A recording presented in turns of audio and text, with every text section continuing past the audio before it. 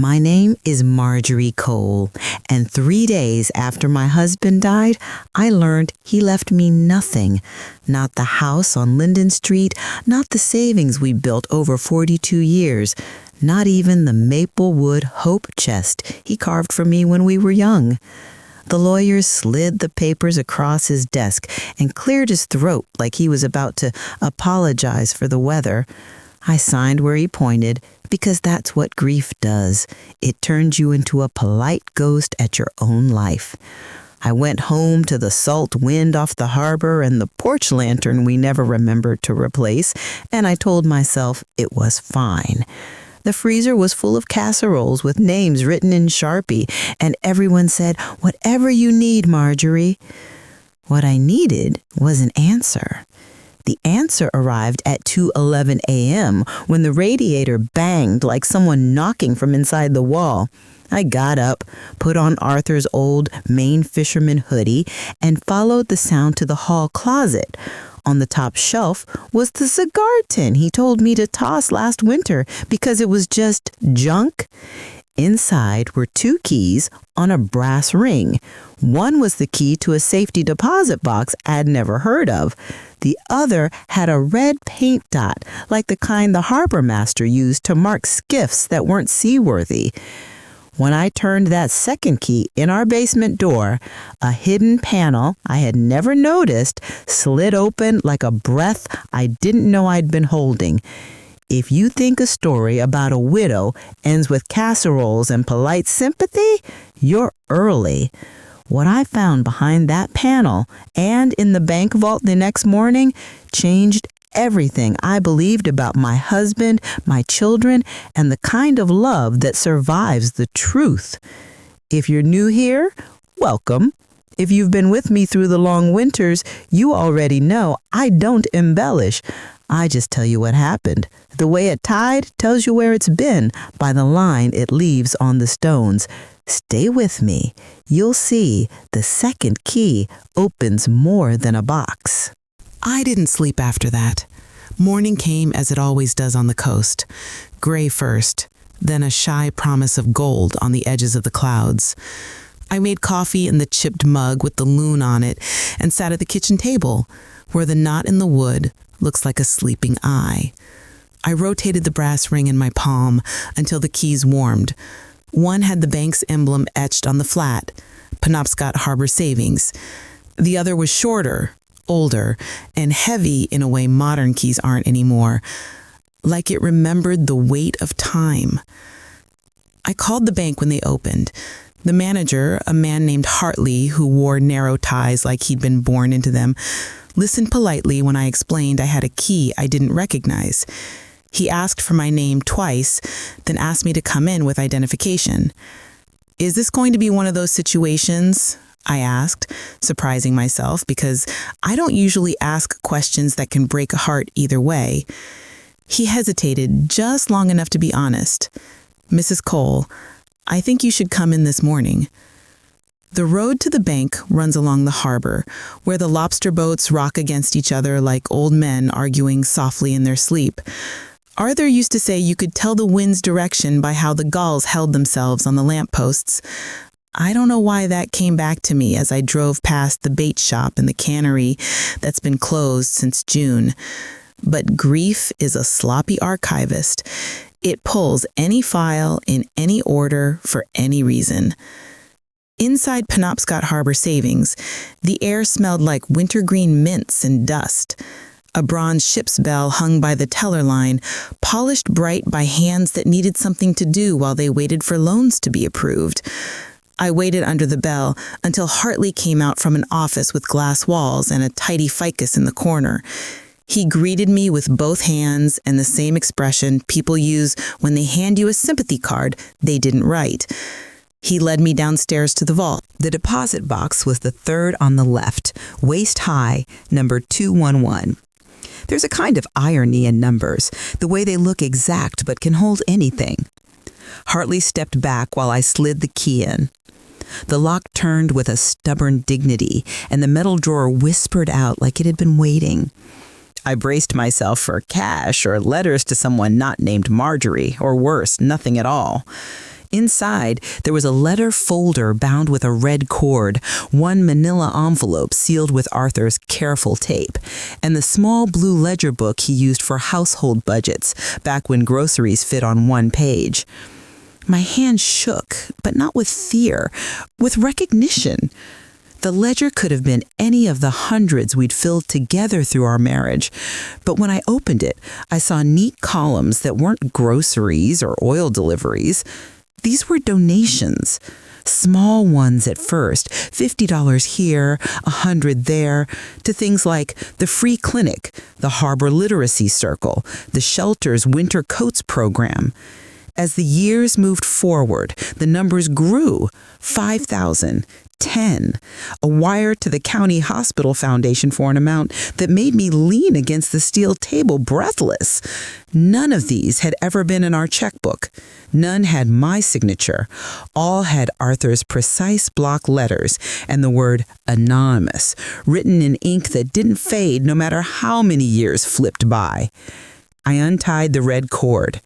The leather folder held a trust document I had never seen.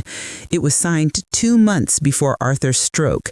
The beneficiary was listed as the Harbor Light Fund.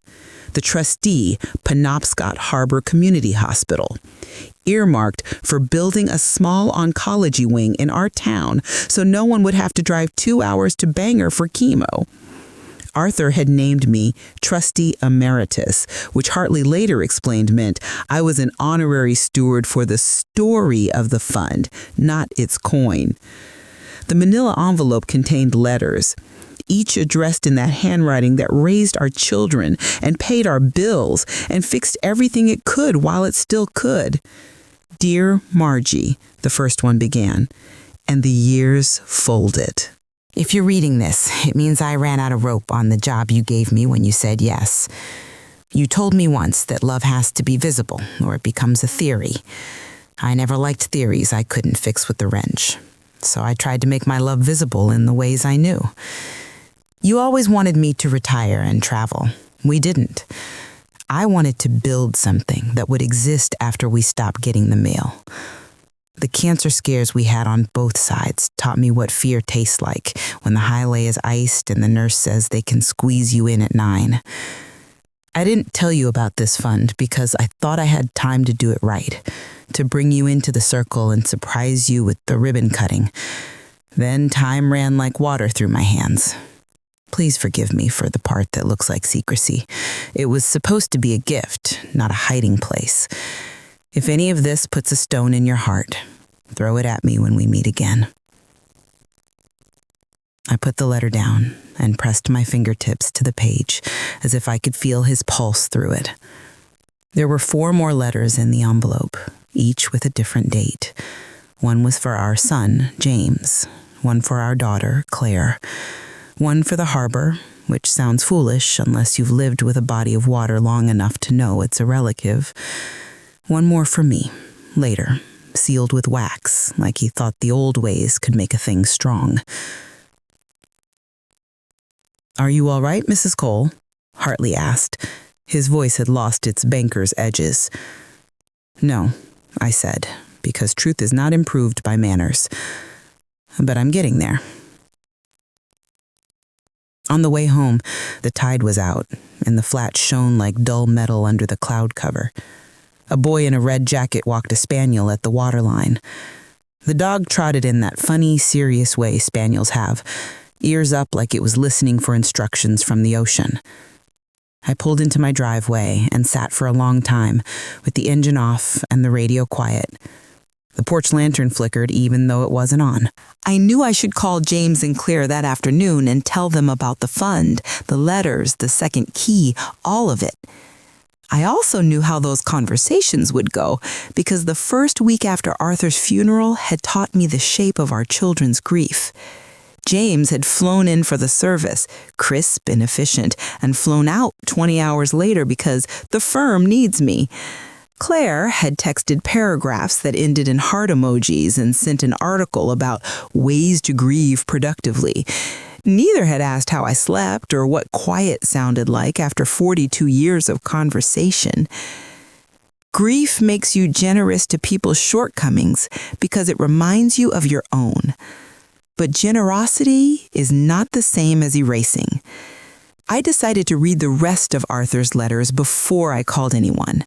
It felt right to sit with him a little longer before I handed him back to the world. I made tea, because that's what you do when you don't know what to do. I read the letter to James first.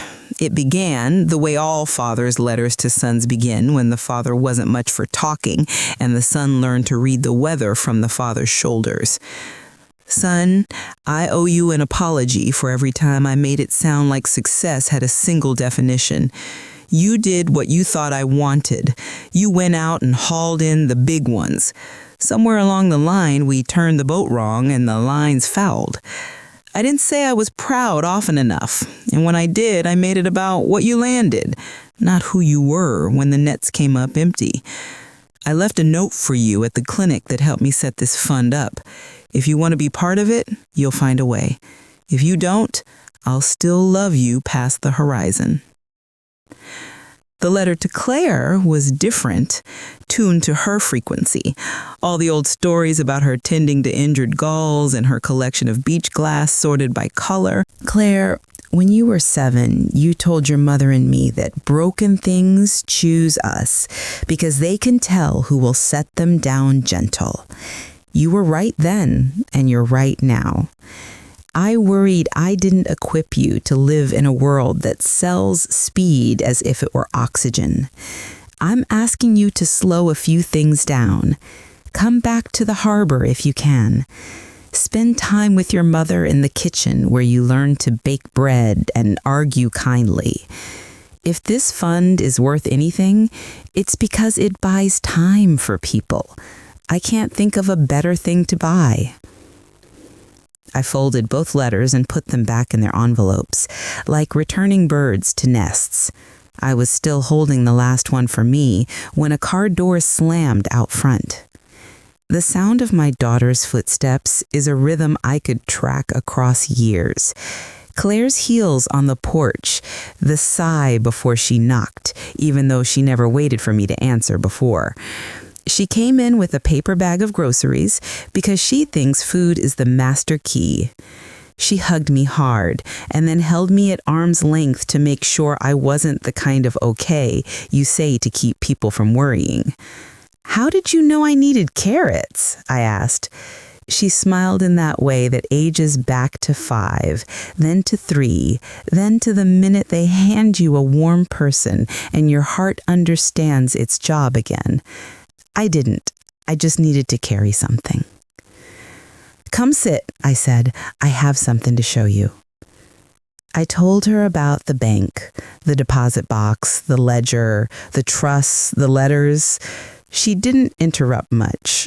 She has her father's ability to pour all her questions through one steady look. When I finished, she reached for the letter with her name on it, as if it might dart away. "I can read it later," she said, but her fingers already worried the flap. "You can read it now," I said, and I stood to give her the kitchen, the way you do for private things. I busied myself with tea I didn't want while she read her father's words.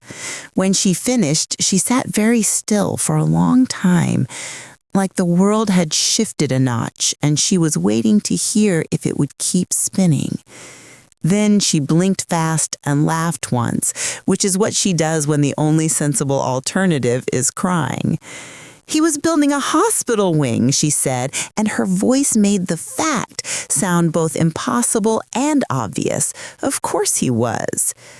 "We have to tell James," I said. Saying his name aloud changed the room's temperature, like opening a door into a different season. Claire exhaled in a way I recognized from her teenage years. "He'll make this about numbers." "It is about numbers," I said, "and it is about something else." We called James that evening. He answered on the second ring from a city where the background noise is fluorescent and forever. I put him on speaker because I didn't want to hear myself interpreting Arthur's letter for him. I wanted Arthur to do it. When I finished explaining the fund and the trust and the harbor light, there was a pause long enough to be mistaken for disinterest. Then James cleared his throat and did something I didn't expect. "Mom," he said quietly, "I'm sorry."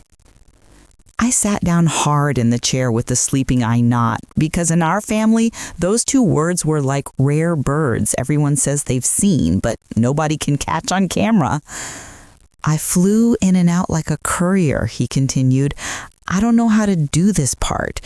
Dad was always the steady thing in every room. I've spent my whole life learning how to be the steady thing in the wrong rooms." "You can learn," I said. It came out gentler than I felt.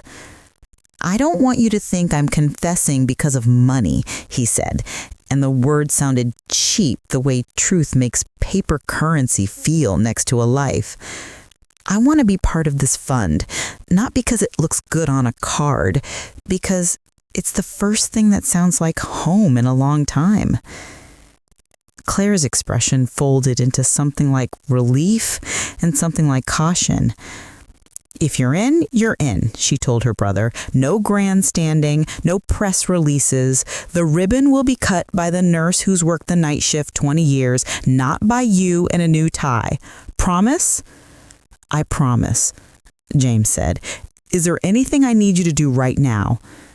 "Come home," I said, "not for a day, for as long as it takes to say goodbye properly and start whatever this is, as if you meant it." He swallowed audibly. "Let me talk to the firm. I can be there Friday. And Mom?" He hesitated, then went on, "Thank you for telling me, and for not making me deserve it first." After we hung up, Claire and I sat in the quiet that follows a decision. The harbor outside pressed its shoulder against the shore and then eased back like it does 1,000 times a day without anyone applauding. "What about the other key?" Claire asked at last. "You said there were two." I had almost forgotten in the rush of letters and voices. "Basement," I said, and I took the second key from my pocket. Our basement smells like 100 years of Maine, cedar and damp and the iron tang of old tools. Arthur used to joke that if civilization fell, our house could still make chairs. We walked past the workbench where he had labeled every drawer with a label maker he loved out of proportion. We stood in front of the old coal door we never used, and I ran my palm along the wall like you pet a horse before you ask it to carry you again. The panel didn't jump out at you. It wasn't a movie secret.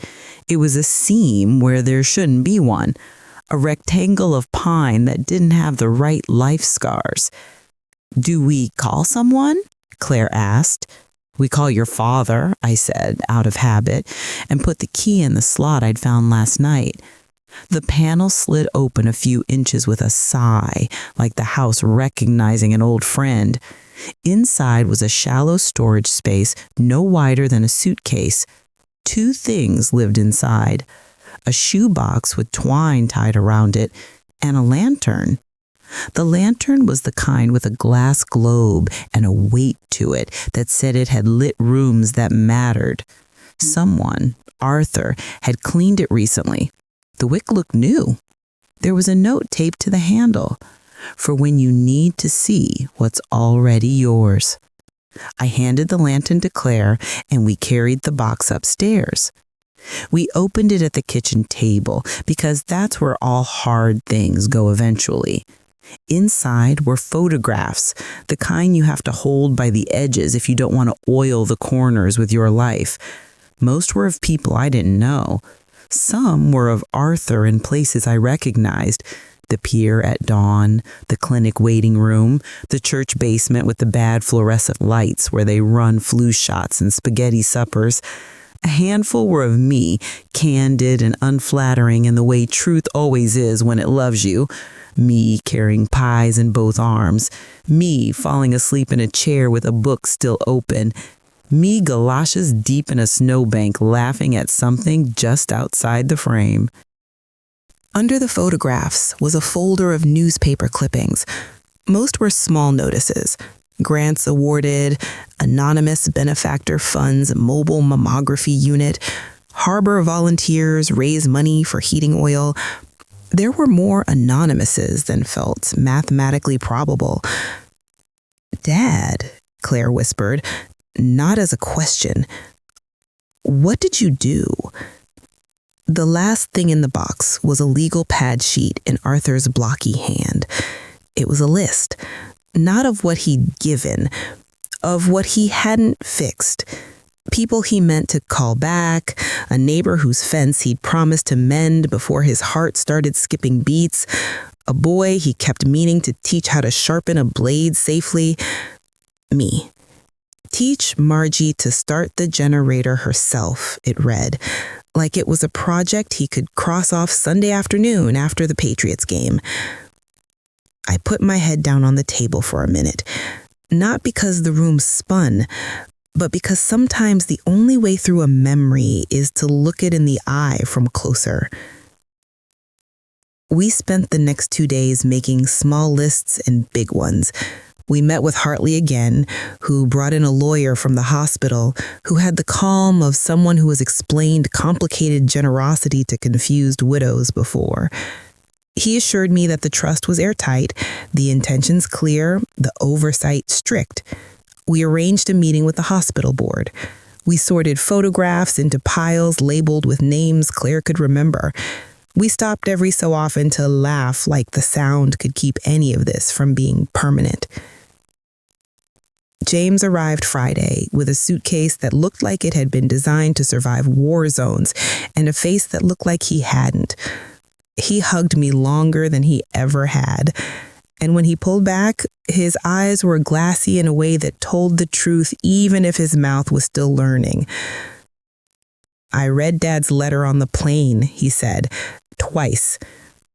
"I'm not keeping score," I said, and I meant it, though my heart put its pencil down reluctantly. We sat at the table again, all three of us with coffee and the ledger open like a prayer book. I watched my children, 2 people I made from ingredients you can buy at a grocery store and something you can't, read their father's hand like a weather report from many towns ago. James asked good questions and the right kind, the kind that made the work easier rather than making him look useful. Claire made a list of volunteers who would want to help when the hospital was ready to announce the fund publicly. I put the lantern on the table between us. It didn't burn because it didn't have to. At the hospital meeting, the board chair was a woman named Dr. Webb, who had an expression like she'd saved 1,000 lives and didn't find it impressive anymore, just necessary. She listened to my story and didn't say, "How inspiring," which made me trust her. She explained timelines and budgets and how supply chains made simple things complicated. She told us about space they could repurpose and a grant they chased for years that our fund could tip over the edge from hope to calendar. "Your husband did a remarkable thing," she said finally, weighing each word like medicine. "So did you by sitting here." "I didn't do anything," I said. "I just opened a box." "Sometimes that's the work," she said, opening the right thing and not being afraid of what's inside. On the way home, the sky finally remembered it was February, and snow began like a hush. We stopped for groceries and the kind of bagels Claire claims you can only find in the city, but which Penobscot does just fine if you know where to ask. James carried the heavy things without making a show of it. I saw my son from many inches ago in his stride, the boy who helped his father lift the canoe onto the car roof, the boy who argued about curfews like time was a thing you could negotiate with if your grades were high enough, the boy who learned to tie a bowline and pretended he'd always known. That night, I took the lantern outside and hung it on the hook Arthur installed years ago for when company comes late.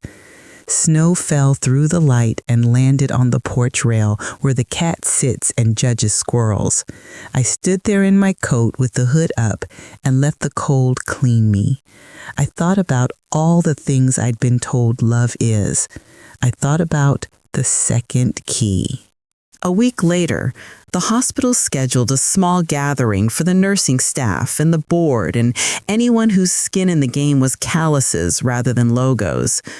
We were going to announce the Harbor Light Fund privately before the public event in spring, when the ground remembered green.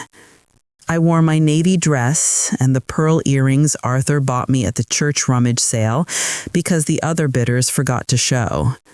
Claire stood on my left with a clipboard like a talisman against chaos. James stood on my right and kept his phone in his pocket, even when it vibrated like a baby bird. They asked me to say a few words. Public speaking has never been my sport, unless you count scolding the Rotary when they shorted the bake sale of change. I said what I could. I said I was proud of my husband, and I was tired of being brave. I said this wasn't a story about money. It was a story about distance and how to shorten it. Between a house and a hospital, a diagnosis and a chair with your name on it, a winter road, and the choice to keep going. After the clapping, a nurse introduced herself. She was new, young, and had the kind of steady hands that make IVs hurt less. She asked if I wanted to see the room that would be the first chemo chair once the paint dried and the machines arrived. We followed her down a hall that smelled like lemon cleaner and fear. She opened the door with a flourish and a practicality born of too many keys. The room was small, but the window faced east, the kind of light that makes mornings forgive nights.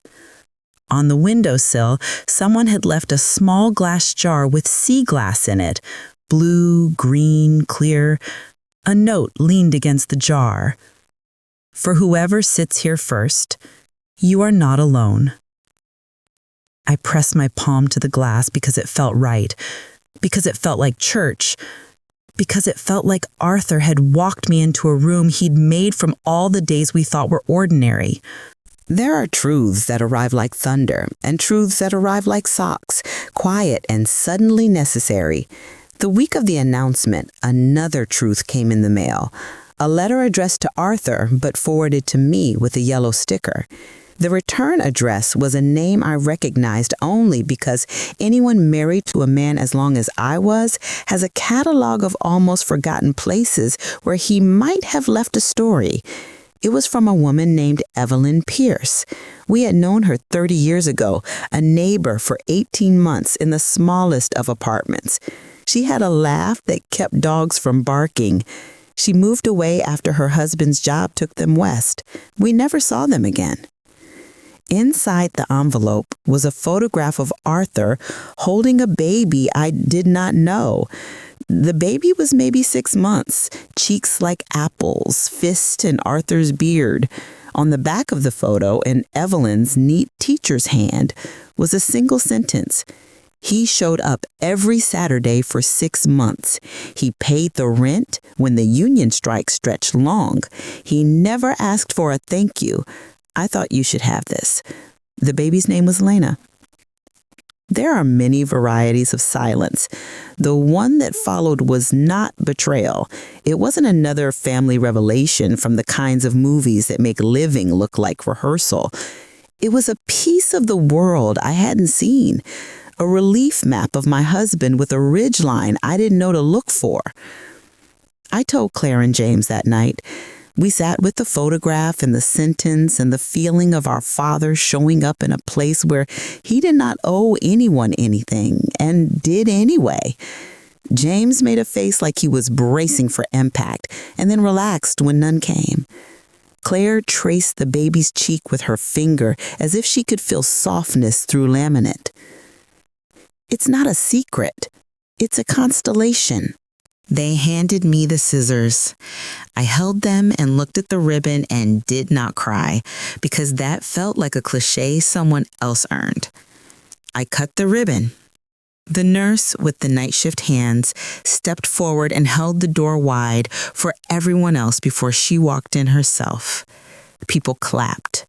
The bell from the bank, or one like it, hung on the wall next to the first chair. for ringing when fear leaves the room, someone had written on an index card tacked under it.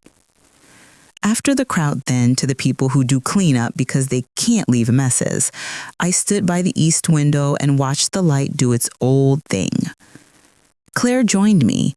She had a smear of icing on her sleeve because she had insisted on baking the sheet cakes herself. James stood a little apart, talking to the maintenance supervisor about the requirements for the new air handlers.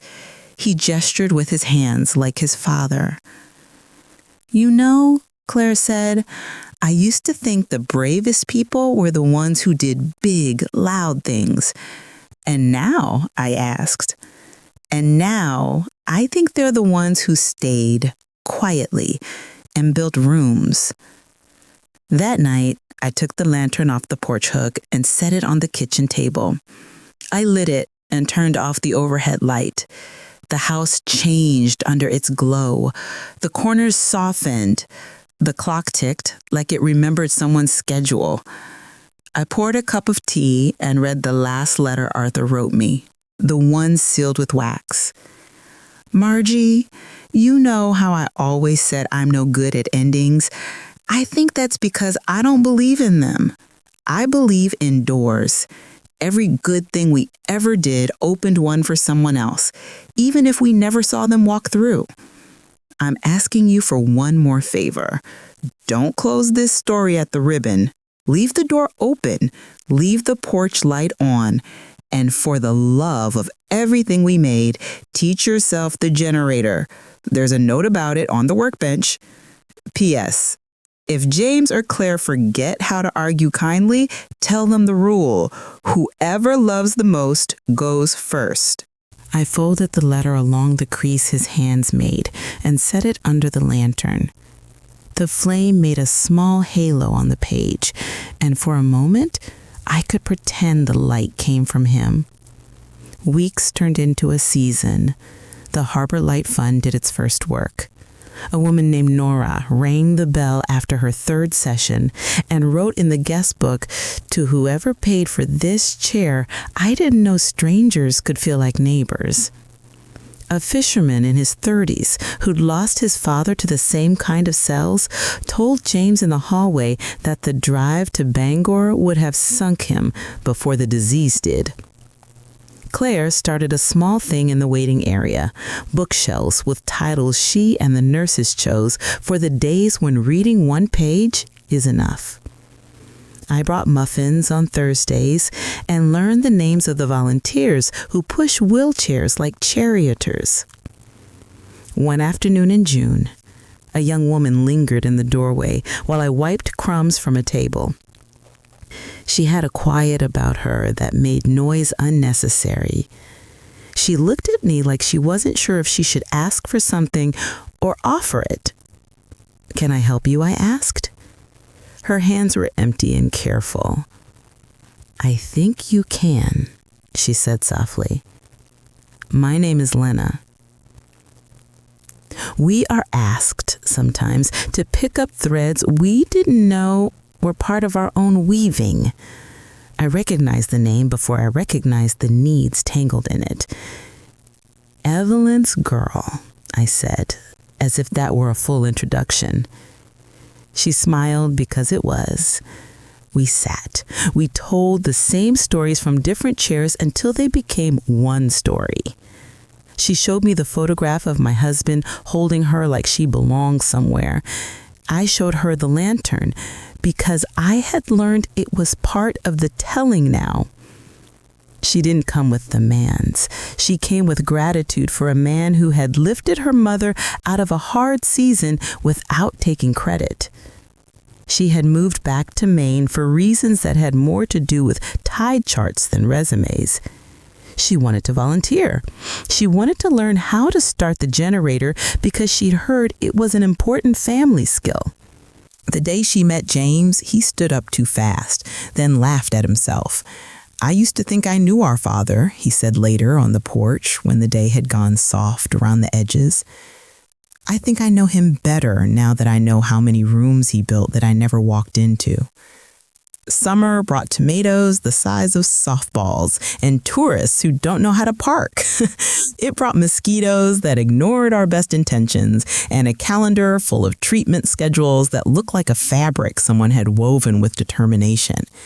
It brought a rhythm that made grief less like a flat rock and more like a tide pool, alive, changing, full of small, bright things if you know how to look.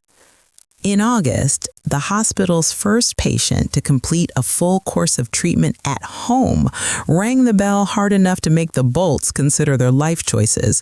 The staff clapped. We cried. Someone brought out a tray of lemonade like we were at a child's summer concert. The woman hugged me like I had built the chair myself. She didn't know me, but she said she saved me from so many dark miles. I didn't correct her. I didn't say I had simply found a key in a closet and opened a box and tried to be the kind of person my husband believed I was. I hugged her back. Later, at home, I stood in the basement and read the note on the generator and taught myself which valves matter. I wrote down instructions in my own hand. I taped them up because love leaves maps. In September, James told me he was moving home for a while. He said it like a sentence he'd rewritten for clarity. He took a job with a nonprofit that made even his old friends admit he looked lighter. He learned people's names who didn't calculate his worth by his calendar. He learned to ask the kind of questions his father had asked, the ones that make rooms bigger instead of making the asker important. Claire started a community night at the hospital. Soup and stories, anyone welcome, no forms. She said people heal faster when their names get used right in a room that smells like onions and thyme. I kept the lantern lit on the porch most nights, not because I needed the light to find my door, because sometimes the person who needs to see your house is walking past, wondering if any doors will open for them anymore. Autumn returned the way it always does here. The maples lit up like they couldn't help it. The harbor started muttering about storms. The oncology wing's second chair arrived. Someone hung a quilt on the wall, stitched with blues so deep it felt like standing on the end of the pier at midnight. We collected more sea glass for the windowsills.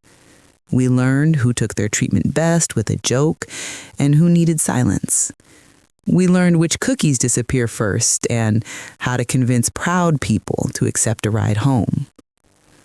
On the first anniversary of Arthur's death, we didn't say the words anniversary or death in the same sentence. We said his name at the breakfast table and laughed at the way he cut pancakes as if uniformity mattered to syrup. We went to the harbor and threw a small handful of his ashes in the water, the way he had asked. James spoke first. He said less than he would have a year ago, and each word had more muscle. Claire read a poem about light that didn't apologize for the dark. I didn't perform gratitude. I just stood and let the wind explain what it always explains if you stand in it long enough. We walked home slowly. At the porch steps, I paused and looked back toward the hospital, a low cluster of windows catching afternoon. I imagined the east room, the jar of glass, the bell. I imagined the ledger in the deposit box and the trust papers and the photograph of my husband holding a baby that did not belong to him and did. I imagined the lantern for when you need to see what's already yours. I went inside and wrote a letter to the harbor because Arthur had, and there are traditions worth keeping. Dear Harbor, I wrote, thank you for keeping us honest, for telling us when the wind turns, for holding our secrets and our losses without making a show of it. We built a room because you taught us rooms matter when the weather is bad. We'll keep the light on. Come if you need us. There are those who will say this is a story about money because they can't imagine a bigger one that doesn't have numbers on every page. They'll be wrong. in the way maps are wrong when they leave off the narrow roads that get you home. This is a story about keys, about what we lock up and what we open, and whether we have the courage to be surprised by our own house. I still reach for Arthur's side of the bed at 2 a.m. sometimes. I still make too much coffee and feel ridiculous pouring it down the sink. I still see him in the way James adjusts his watch band and in the way Claire ties her hair back like it's a promise. I still walk out to the porch at night and check the flame in the lantern the way people check on sleeping children. The light is small. It's enough. If you came here looking for a twist, where the widow turns hard and the children don't learn anything and the hospital wastes the gift, I'm sorry to disappoint you. The world does that story just fine without my help. This is the other kind. The kind where a man you thought you knew left you nothing you could spend and everything you could use. Where a second key opened a door you didn't know your hands had been reaching for half your life. Where a town noticed a new light and found its way a little easier when the fog rolled in.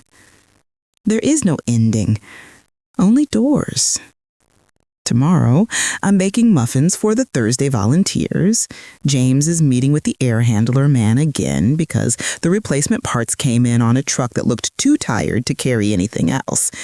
Claire is organizing a shelf of books with a girl named Tasha who has a laugh that makes hallways shorter. Lena is on generator duty with me in the afternoon. We'll write the instructions down twice this time and make a copy for her apartment because if there's anything the last year has taught me, it's that light should be portable. Before bed, I'll fold Arthur's last letter along its crease and put it under the lantern again. Not because paper needs light, because love does. If you're listening from somewhere far from the ocean, maybe you think none of this has anything to do with you. Find your harbor anyway. It might be a church basement. It might be a school cafeteria. It might be the living room of a woman who makes too much coffee and keeps an extra chair ready because she can't stand the thought of someone standing when they could be sitting. Find the second key. Open the door. Leave the light on. That's all we did. That's all we're doing. That's enough.